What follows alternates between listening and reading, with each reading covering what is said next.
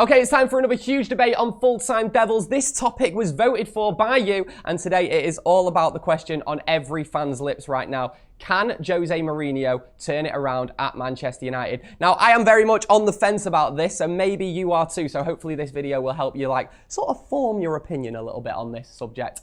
Also, if you want to get involved with Full-Time Devils, we're going to let you know how you can do at the end of the video. Now, joining me today on today's debate, we've got Adam McKola, we've got Statman Dave, and we have got the legend John Shin, the second biggest John Shin on YouTube. Right, let's get straight into it then and talk about Jose Mourinho's relationship with the important people at Manchester United, starting with the players. What does everyone think Jose Mourinho's relationship with the players right now actually is like? Do you believe all the stories that have obviously come out in the press over the last month or so, and how he's fallen out with all these players? Or do you sort of take them with a pinch of salt? Adam, let's start with you, mate.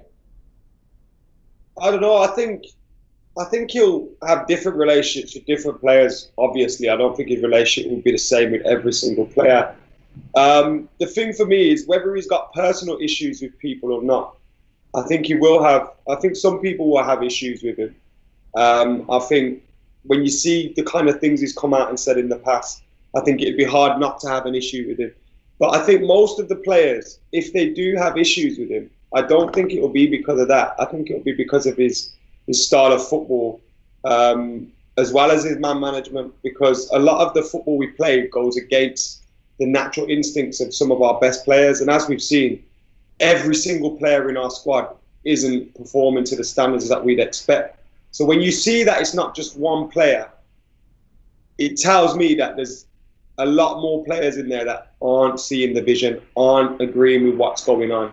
And the performances have suffered from it. I don't think this would have been the case from the start all the way through to the end. So it's whether he can change things, whether he can evolve things. We'll speak about that later. But just purely in terms of the relationship he has with his players, I think, yes, he'll have a negative one with some because of the things he's said in the past. I think with others, he'll have a relationship where it's just player and coach. And I think with others, he'll have close relationships. I think the likes of Fellaini, the likes of Matic, those guys will absolutely love Jose Mourinho. So I think there'll be a mixture of relationships in this team. But I think the grand scheme of things, I would imagine, even if the players like Jose Mourinho and enjoy working with him, they're not happy with the way we're playing. And they're not happy with what they're being asked to do. Because that's what it shows me when these guys are playing on the pitch and trying to put his tactics into plan. Do you think that about the first half against Newcastle, though? Do you think that was purely because it seemed like the players just didn't turn up for him then? I'm looking at the bigger picture, because if you put it down to one game, if, for example, we were playing amazingly well every single game and then we had a game and it was like, wow, that was rubbish. The players underperformed or something, we got something wrong or whatever. But I feel it's been so long now. I don't think you can just easily say, oh yeah, the players ain't playing for him. The players want to win games, but if the style or the tactics or whatever we're doing isn't working, if I tell you guys, do this every single day and this will happen, and you do it every single day but you get a bad result from it, you're eventually going to be like, nah, this ain't the one. I can't agree with this and I can't do this. And I think that would be the case. If we were winning, I think a lot of players would be more happy to take his pragmatic tactics, his brash man management. But because we're not and we're losing and you're not getting the results, it's easier to go against it. See, John, Adam obviously sympathises with the players in that respect there, but there'll be a lot of people saying, you know, you should be having respect for Jose Mourinho. He's your manager, he's your boss, and look what he's won in the game. A lot more experienced, obviously, than the players. So what camp are you in on that sort of subject? It's very difficult because, you know, at the same time, you want to sit here and try and defend Jose Mourinho. And to a certain extent, you can. But I think one thing that Adam always says very well at the end of his Fancams is... No, we're not having this, John. No, we're not having this. Every debate, right, we do this, and John's like, why don't I win the debate? It's because you agree with what they say. You're saying, oh, I like what Adam said. No. Let me get to it. The buck stops with the manager, and one thing that's evident and one thing that's clear is that the players have absolutely lost almost all their confidence especially those that have been sort of picked out for their bad performances. Players in particular, like Eric Bailly and Victor Lindelof, you can tell that they have not an ounce of confidence left. And now, does that come down to the manager? Perhaps. Does that come down to the players themselves? Perhaps. It's a very sort of a difficult situation to point fingers at. I think it's a more of an entire collective blame. But with respect to the actual players, I think the relationship sort of has been scarred. Wounds heal, but scars remain. And I think that sort of relationship's going to be very, very, very hard to turn back around for both Jose Mourinho and the players. And I don't agree with Adam in the sense that it might have been personal for some of them, but what I do agree in the sense is that there definitely has been relationships that might have been deterred or scarred for those players, that have been in sort of direct, I guess, conflict on a professional sense with Jose Mourinho. Dave, what are your thoughts on this? Do the players have too much power, and should they maybe be showing a little bit more respect to Jose Mourinho, as some of the recent performances have really shown? I think in part, yes. I think in part Mourinho does deserve respect from, whoever's telling you. But kind of the problem with United is when Mourinho came to United, they were banging consistent. They were so inconsistent. They play half of a game really well. They play half a game really poorly. You saw that with the league finish under Mourinho. Of course, the winning the Europa League is a positive, but you kind of see that the inconsistency is still there. And we're almost 3 years later that we're seeing half a game against Newcastle United, you're rubbish. Half the game, you're really good. And I think that's the kind of the problem with the relationship between the manager and players, is the consistency hasn't been found. Whether that comes down to being quite a young, average age of the players, if you compare it to Mourinho's usual teams of an Inter Milan, where you think it's probably going to be around 28, 29 average age, to this team that's a lot younger with Martial, with Pogba, with all those guys. So maybe that's something that we've not looked in properly in terms of the relationship, is that this group of players is a lot younger than Mourinho's used to be dealing with. So as he can tell players to run through a brick wall for him, the Walter Samuels, the Zanettis, the Cambiasos of the world that can do that at that age, that are ready to fight for a cause and ready to win. Whereas it's a very young group of players that may be seeing that they're not there right now, that they need to throw everything into Mourinho to win a trophy, because they can see and perceive that they've got a long career ahead of them. There's comments about certain players not signing deals with United because Mourinho's going to be there, than perceiving that the future will be brighter. The problem with that is the future's right now, and Man United need to win games of football to get back into the Champions League. And that is an issue with Mourinho and these players, if the consistency hasn't been week in, week out, been correct. You see it from some players, you don't see it from others. And I think that's the really interesting side around Manchester United right now, is this relationship isn't quite right. Will it ever be quite right? I don't know. I don't know whether this can be resolved. If these younger group of players would suit a more, father-like, arm around the shoulder type management, whereas they're getting this sort of autocratic Mourinho management style. Again, is that down to Mourinho not evolving his management style? Maybe that's what's worked in the past. Maybe moving that on in the future could be quite good. But it's very odd. I think that's the big thing with United. It's all very strange, where we've got these players that we spent all this money on. They're very talented young individuals. They can do it for their country. But when they play for Manchester United, that consistency, that performance that you want to get, 7 out of 10s from most players, and you want to have some 9s, you want to have some 8s in there. We're just not seeing that consistently enough in the Premier League. And that's the big thing. Yeah, we've done well in cup competitions under Mourinho, but we haven't done consistently well in the Premier League. And maybe that is to do with the relationship. Are you suggesting that a few of the players are immature then, Dave? It's interesting, guys, that the manager's been here 3 years, yeah, and people keep saying, "Oh, these players have got other managers sacked."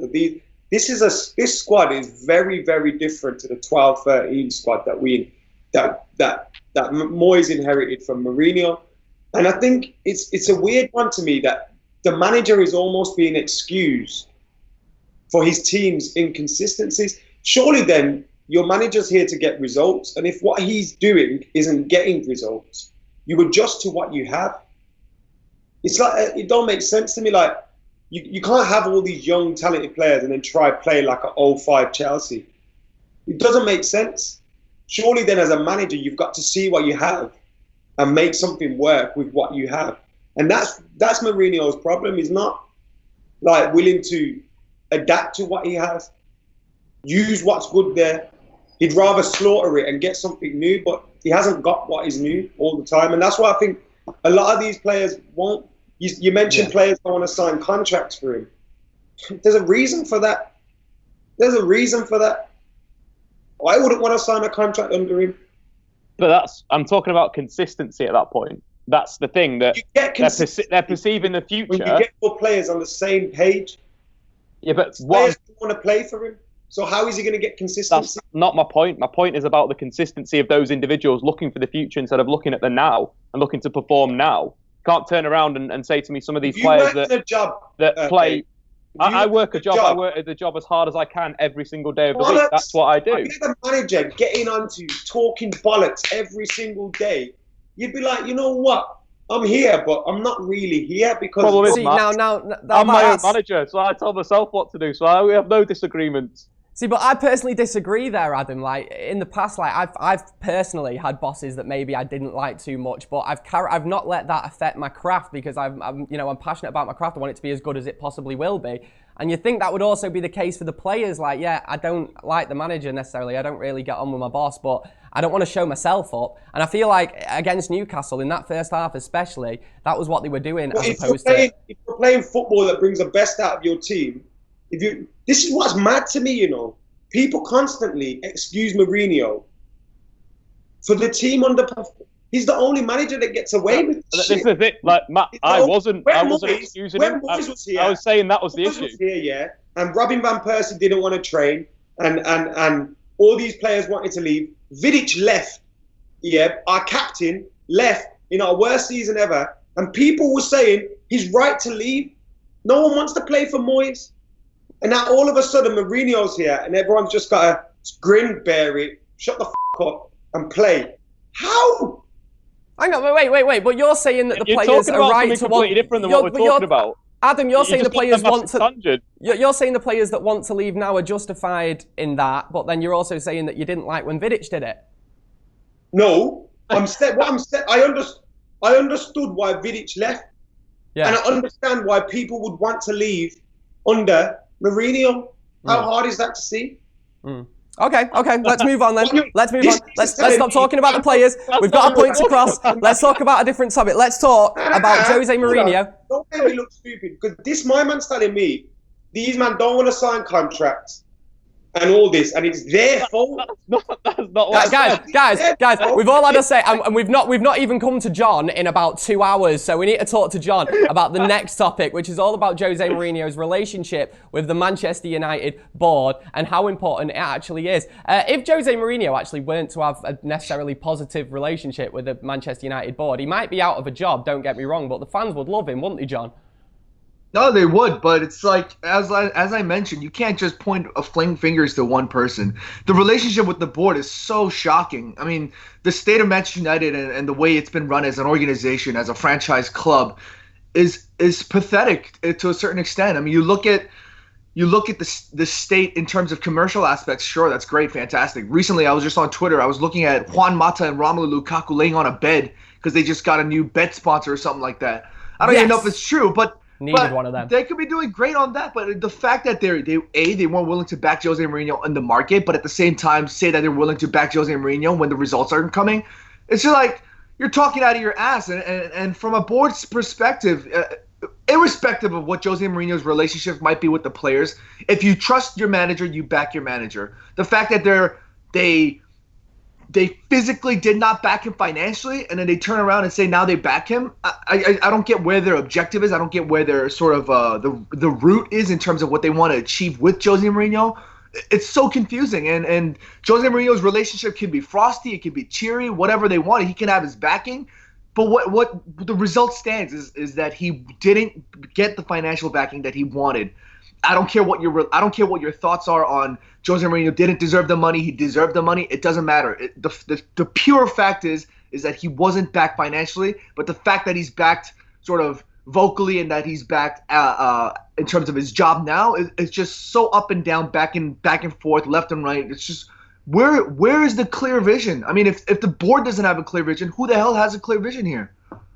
I mean, John said there that maybe Jose wasn't backed this summer by the board in terms of some of the transfer targets that obviously didn't come off. However, during his tenure at Manchester United, he has obviously spent an awful lot of money on players. So, Statman Dave, what do you think about Jose's sort of relationship with the board and how actually important it is? I think it's an interesting one. I think that John's correct in terms of maybe that the transfer targets didn't come in the summer. And Stop agreeing with each other.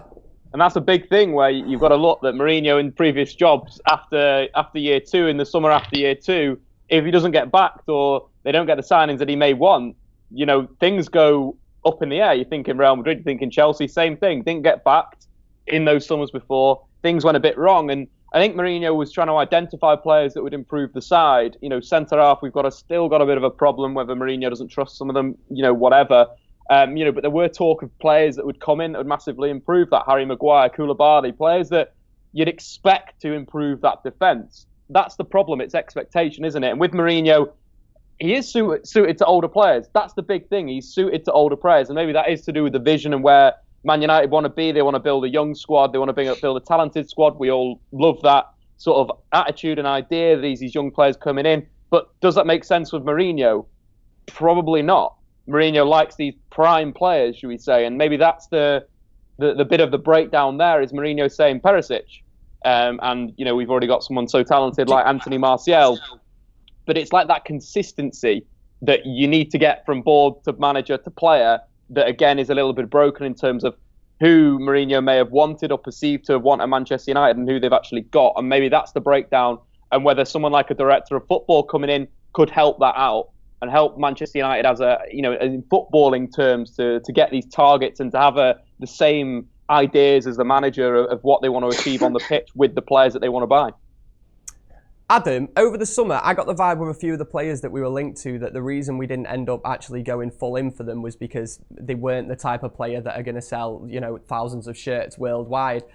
Do you think that maybe is where the breakdowns come with Jose Mourinho and that he believes the board are putting, money-making things and marketing things like that above things that are actually going to improve the football team? I think at times, yes.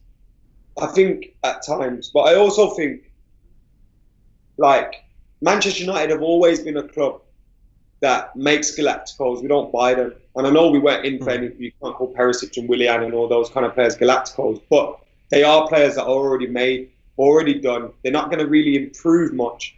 And in a couple of years, they're going to start dropping in value and in performances. So I can understand why we wouldn't want to sign too many of those players. We don't want to get into a position where, just after Fergie left, and we had about 8, 9, 10 experienced players all leave at once, and it's kind of like what's going on now. We just got Rooney left, so I can understand that. And obviously, the club look at it in terms of resale value and so on, and I can understand that too. Although the centre half for me was one where we needed that experience, we needed that older player in there. So for me, the board not buying him a centre-half, Alderweireld, for example, was a big, big problem. And I think, particularly against Spurs, we have seen the difference in terms of what a good defence can do and what a bad defence can do. Because our defence was shocking that day. And Alderweireld for them was excellent, obviously helped by the fact Lukaku was a little bit poor, but they were excellent and we were poor. And I think that showed, but I hate talking about signings and this, that, and the other for a couple of reasons. One is the teams that we have played so far, you shouldn't need an extra centre half to beat those teams. The facts of the matter is we've played one difficult team this season in Tottenham, one of our rivals, and we've already dropped 11 points. With or without a centre half, that has to be better. With this squad, that has to be better. So whilst I feel like everyone that says, oh, the board not backing him, the board ain't backing him, the board should have bought this and that, I understand, I get it. And I can understand how mentally that could have made Jose Mourinho think, yo, what's going on? Are these like with me or against me? Are these like just waiting till I get sacked? What are they doing? So I can understand how he can then start to think paranoid. But why then does that affect his relationship with the players that he does have? Because it's stupid. It's like a kid that wants the brand new toy. You buy him something else and they'll break it. Like, what's the point? Like, now you've got nothing to play with. And I feel like Mourinho's been in that kind of, now you've got these players that you're stuck with, but because you've slaughtered them so much or you've made them feel like inadequate, they ain't fighting for you completely. And look, we should have had more signings. You can't be 18, 19 points behind City, go into the summer, sign Fred, which was a decent signing, again, not used. Why? What's going on? Below, I can understand we're taking our time with him. And Lee Grant. You can't go into a summer and buy those players and think we're going to close 20 points gap on City. But at the same time, you can expect a manager that calls himself one of the greatest, a manager that calls himself one of the best about, to be able to get more out of this team. Because this team is bloody good. This team, if I was a young coach and I looked at this team, I'd be like, give me that right now. I'm going to do a madness. Because it's such a good squad. And he looks at it like it's a piece of shit. And that for me is a big problem. When you've got talent like that. And then you can even say, he never got his signings. Got a 29-year-old Alexis who now looks shook to do anything. Like Lukaku, half the player he was. And I think sometimes that's his man management. You're not rotating these guys. You're not challenging them. You look at Matic's form suffered too. But I don't know, man. The man management thing's not good. And the board relationship isn't good. There's no trust between the board, the manager and his players. And then that reflects onto the players, of course. It is another huge debate here on Full Time Devils. We're talking about whether Jose Mourinho can turn it around. Already spoken about relationship with the players and the board. On the way next, we're talking about his relationship with you lot, the fans. Right, so yeah, guys, we're talking about Mourinho and his relationship with the fans at Old Trafford and worldwide, of course. So let's start with Statman Dave here. How do you think Mourinho's relationship with the fans is currently? Do you think there are more people on the Jose inside or the Jose outside? Because I'm looking and I'm like, I don't know. I don't know. I reckon it's 50-50. Yeah, I probably agree. It's about 50-50. I think there's people that are excited to see the new Man United under somebody else, be it Zidane or whoever's going to come in and potentially change things.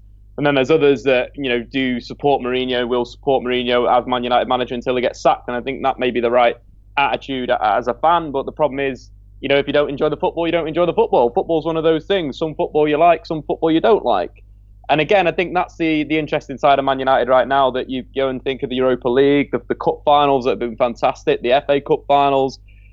It's been fun. It's been a fun ride with Mourinho. And I think that's the side that, if it does continue, it will continue being that side where Man United will get to cup finals. They may not properly compete in the league, and unless things are done like we spoke before with the transfers or whatever happens. But at the moment, it's relatively, I'm not going to say negative, because it was really positive against Newcastle, but then you go and take the game against Derby County, where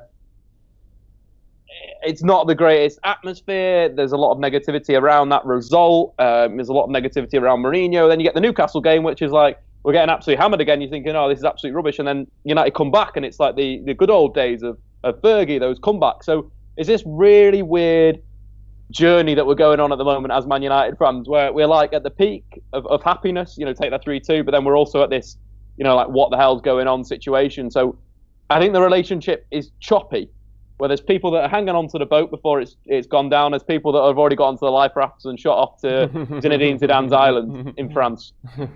You know what, right? We're doing this debate. People that still support the team but think the manager's doing a useless job. You can do both, Yeah, exactly. Yeah, exactly. People can't get their head around the fact.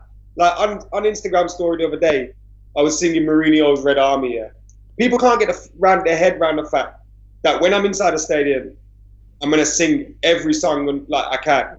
I'm not gonna boo. And outside the stadium, why can't people get that? And also, there's a massive difference between someone saying, I don't necessarily want this manager at my football club, and someone else saying, I'm not going to watch this football club while this guy's my manager. They're two very different fans. Anyway, right. It's not far down the road. Shut your face. Right, anyway, to be honest, right, the whole title of today's debate is, can Jose Mourinho turn it around? And I've got to be honest, I'm just thinking, I don't even know what defines turning it around at the minute. In the eyes of the fans, what is it? Is it getting top 4 this season? Is it just not embarrassing yourself this season? John, what sort of defines that in the eyes of the fans, and can Jose do it?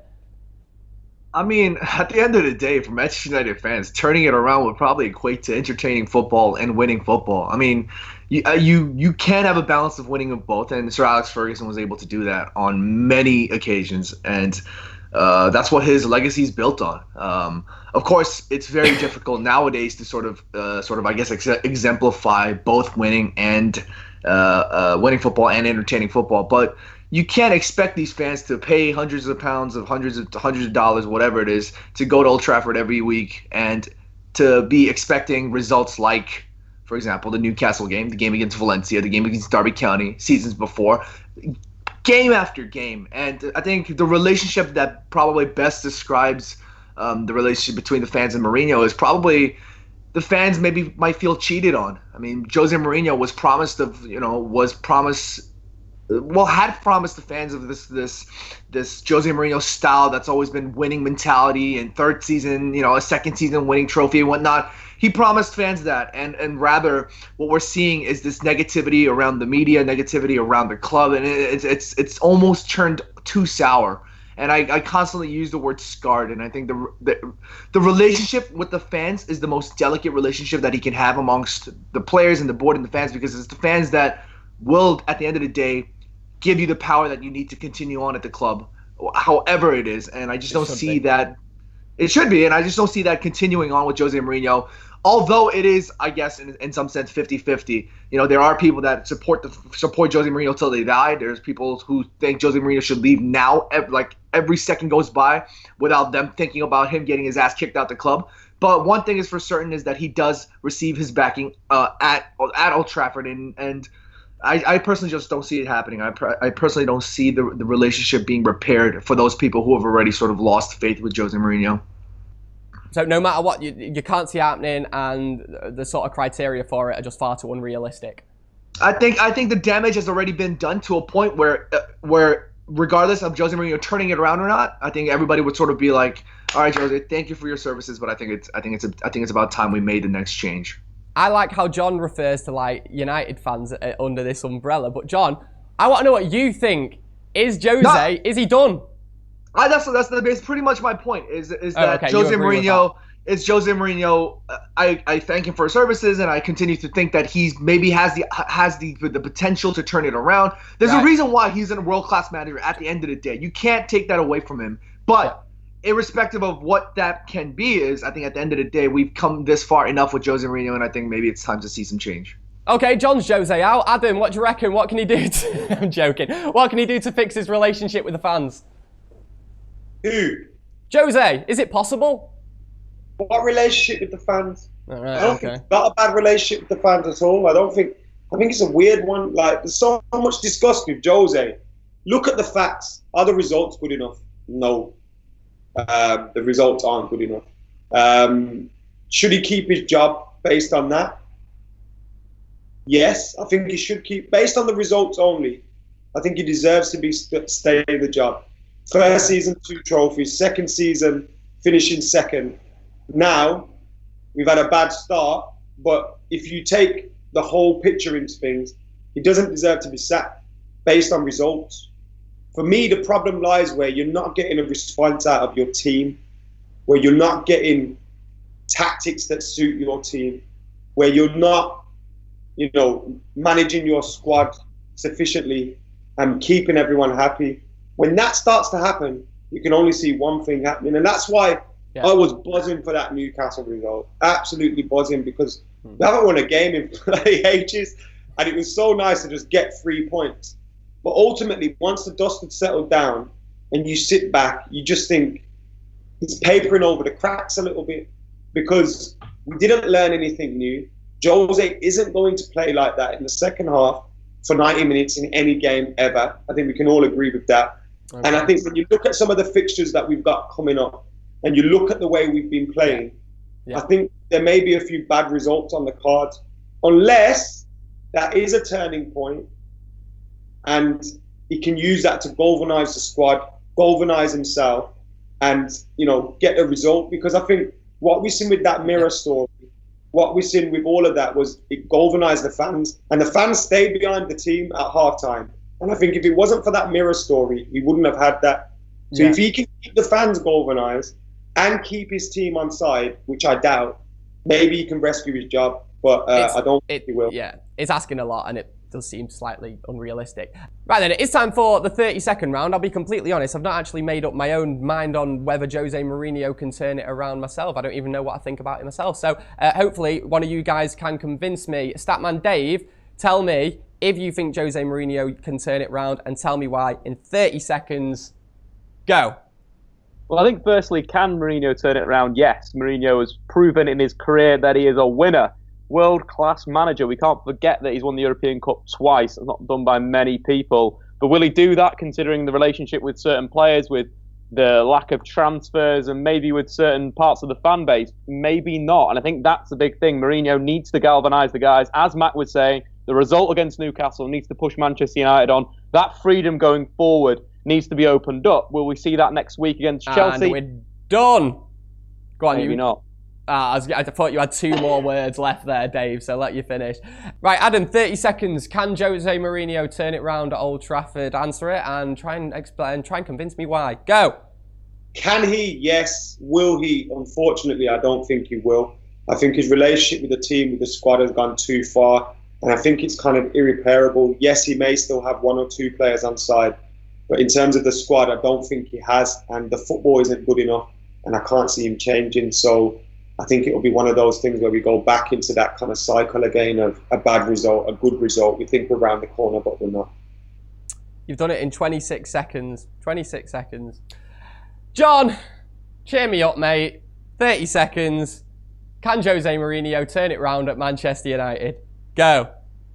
I think irrespective of whether or not he has the potential, I think it's already. I think the train is left far too far for Manchester United to actually even continue with Jose Mourinho. I think it will be difficult for a relationship with both the fans, the players, and the board, if there is a tarnished relationship at all with them, to get any better. I think. Thank you for your services, Jose. However long you stay, but I think it's about time we move on for another phase. It's like an obituary. That wasn't so inept, eh? It's like an obituary. You know what? Purely out of hope that he can actually turn it around, I'm going to give today's win to Statman Dave. So there you go, Statman, champion of today's huge debate on Full-Time Devils. We all know he's not.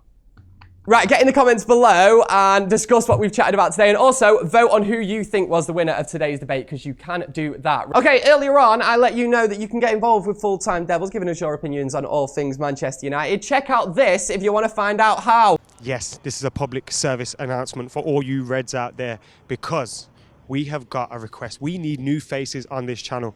I am fed up of having to deal with Howson and Dave every single week. You've already seen how they go on. So we want new faces. Now, there's a couple of ways you can get involved here on this channel. The first way is, if you're at a game, feel free to pop by and get on a fan cam. Jose Mourinho. These lot are still behind him. But will the board stick with him? Will the board stick with him? You see them here after every single game, where you can feel free to come on and get your voice heard. Also, the second way for you to get involved, we have a full-time review every single Monday after a weekend's game. What here, man? I was going to go to the coach back and listen to Dire Straits and Sting, aye, man, and a few newty brands, yeah, man, Alan Shearer, Kevin Keegan. Manchester United got back to winning ways this weekend, which is good, but there still seems to be so many question marks. And you can send in your 30-second reviews. 30-second reviews. So don't tell me what the score was, who scored, what happened, what the attendance was. We just want opinions. If you send them in to us at fulltimedevils@gmail.com, you could be featuring in the full-time review. Look at John Shin, for example. Yes, that's how he got involved. Immediately sending in his clips. And then he's on Skype every other week now, trying to take my points in the prediction league. Apart from that, if you've got any other skills that you feel could come off handy to Full-Time Devils or any other ideas, use the comments below, like a suggestion box, and get your thoughts in there. Guys, I've been Adam McKola. You could be on here with me soon. For now, I'm out of here. Okay, thank you for watching. Get in the comments below and subscribe to all these guys on all the usual places. You can find Statman Dave on YouTube. You can find Adam in exactly the same place. You can find John Shin on YouTube as well. And it is very important that you follow John Shin, because he is currently the second most famous John Shin on YouTube. I don't know how the other guy did it. He's got loads of subscribers and barely any views. But if you want to subscribe to John, let's make him the biggest John Shin on YouTube, please. Go and do it. Right, see you next time. Laters.